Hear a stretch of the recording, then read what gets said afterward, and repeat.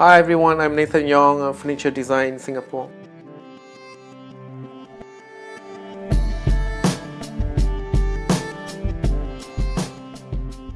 Solution, yeah.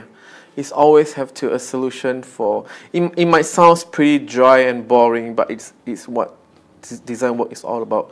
It's a bit of engineering, a bit of making things beautiful, a bit of reasonings, good reasons. So a lot is about having solution for a teething problems or an aim that I want to achieve. I kind of know that I want to be a furniture designer when I was like in my late teenager, because I think I always like to imagine places that I go to or how I want to live since young. So at that point I didn't know there's such thing about furniture design, but as years goes by I started to realize that I've taken interest in furniture pieces. So when I studied industrial design when I was 16, I kind of knew that I want to dwell more into furniture or home design, because I think there's a good balance between art and technology when you're doing furniture design, compared to if you're designing a camera or a printer, which is more technologically driven. I think a furniture has more freedom to have my artistic view in that sense. Yeah. If you're referring to how I design, I don't know how to use computers. So I'm using pen and paper to draw. The design process is always randomness of different issues coming together and jumping back and forth, looking at different problems. So it's not a linear process, but more of like a random process. So it's a free flow thing, I suppose. Yeah.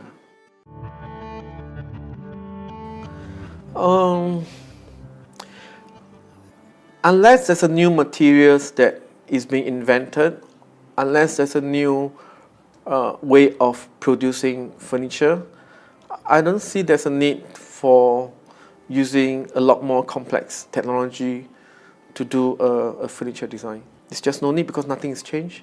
Technology might be there, but if the production hasn't changed, the material hasn't changed, it's still a chair that's made by the wood. I don't see that we need technology to help in how you made it. And if human is the same with 2 arms and 2 legs and not 6 arms and 8 legs, I don't see why we need technology to help to assist designing.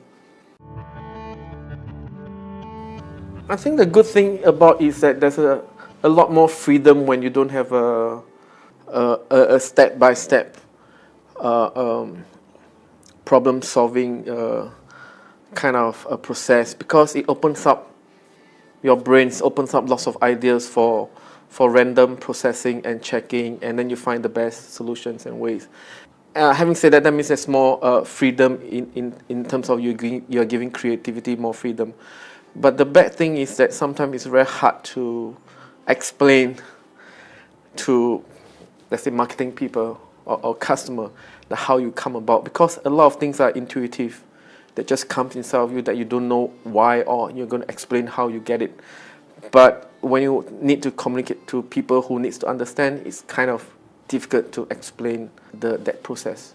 Yeah. Yeah, I would think so, because I think the market or the client are expected to see, beautiful rendered pictures of, a photorealistic of a piece of furniture.